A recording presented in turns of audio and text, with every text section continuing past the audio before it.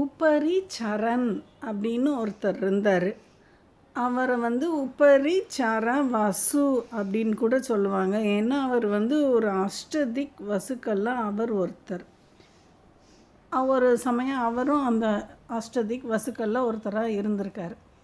இப்போ அவர் அவரோட ஃபேமிலி 5 கிரகங்கள் அவரை சுற்றுது.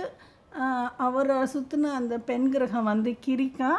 இவங்க ஒரு ஏரியாவில் இவங்க ஆட்சி புரிஞ்சிட்ருக்காங்க. அந்த ஏரியாவில் அந்த சுற்றிக்கிட்டு இப்போ என்ன ஆகுது, உபரிச்சரன்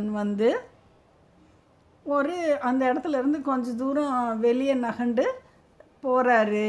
போகிற வழியில் என்ன ஆகுது, இவருக்கு இவரை யாரோ இழுக்கிற மாதிரி தெரியுது.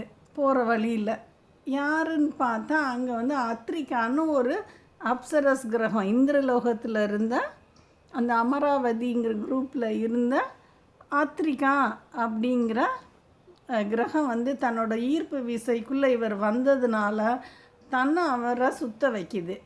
அப்போ இந்த மாதிரி உபரிச்சரன் அத்ரிகாவை சுற்றிக்கிட்டு இருக்கும் பொழுது கொஞ்ச நாள் கழித்து உபரிச்சரன் அவரோட ஏரியாவுக்கு போயிடுறார். அந்த கிரிக்காவும் அந்த 5 கிரகங்கள் இருக்கிற ஏரியாவுக்கு உபரிச்சரன் அப்படி கொஞ்ச நாளில் போயிடுவார்.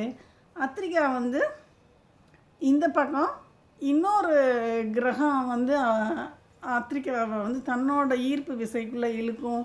அங்கே அவங்க போகும்பொழுது இந்த மாதிரி இங்கேருந்து இங்கே ஒரு ஏரியாவுக்கு நகலும் பொழுது அவங்கக்கிட்ட இருந்து வெடித்து செதறின கிரகம், ஒரு ஆண் கிரகம், ஒரு பெண் கிரகம் வெடித்து செதறும். இந்த ஆண் கிரகம் என்ன செய்யும், அந்த உபரிச்சரஸ் அந்த வசு இருந்தார்ல, உபரிச்சர வசு அந்த ஏரியாவுக்கு போயிடும்.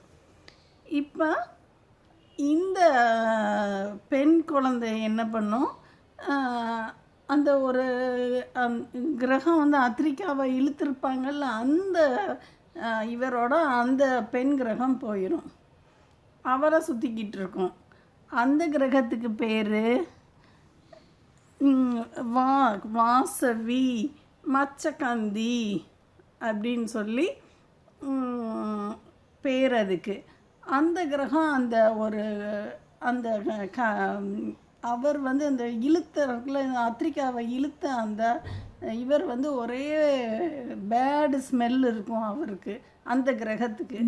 இப்போ இந்த மச்சகந்திக்கும் அந்த கேஸ் எல்லாம் ஸ்ப்ரெட் ஆகி அதுவும் பயங்கரமாக